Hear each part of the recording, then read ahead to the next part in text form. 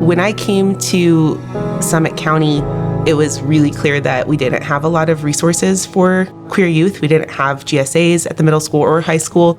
We have a lot of queer people in Summit County, and we kind of have this weird don't ask, don't tell thing going on where we're not supporting young people and seeing, thriving adults. It was just clear that there were some big things going on that we needed to address.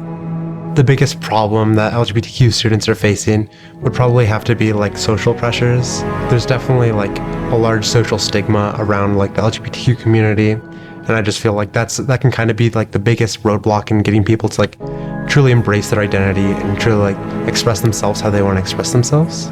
The social pressure of just kind of being in high school coupled with being LGBTQ, that can be difficult enough already. However, education is very much a field where political battles begin to start.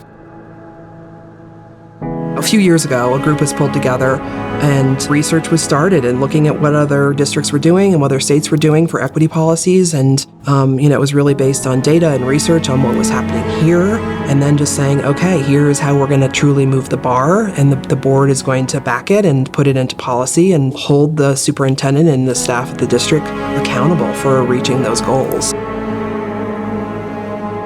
I think it's important to advocate for inclusivity within schools because I think that's the best way that we can support our students and people in general.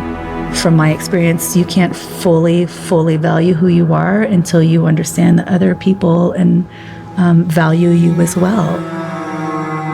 Importance of inclusivity in schools is it's our moral obligation. It's not even a choice or a decision that should be made. I don't see it as a debate. Our children cannot learn if they don't feel safe, comfortable, and have a sense of belonging. What we kind of started with when it came to actual full activism was the creation of the board resolution for accepting LGBTQ students and making it a part of the curriculum, and basically the board's affirmation to say, we see you, we hear you, and we will support you. When the resolution was passed, there was, a very attended board meeting where a lot of our community members showed up and said, we didn't like this and we're really unhappy about this. That night,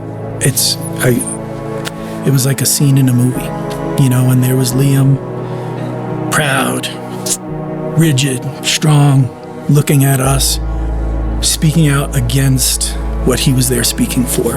And I couldn't have been more proud of that young person. Right now, we hear constantly the people who do not want us to do this work. That's what we're hearing across the country and the state. But clearly, we keep passing these things, and Colorado keeps passing these things because of work like the one Colorado is doing, but also people are voting for that work. The board was elected and ran on, I'd say, a platform of being dedicated to this work. So when we started to say, it came from the board, it ultimately came from the voters who put the board in place. Really what we're doing is we're helping our community as a whole. We're helping kids become leaders. We're helping kids feel supported. And in the end, to grow to become the best and strongest adults that they can be. I attribute a lot of what we did to a very cooperative school board.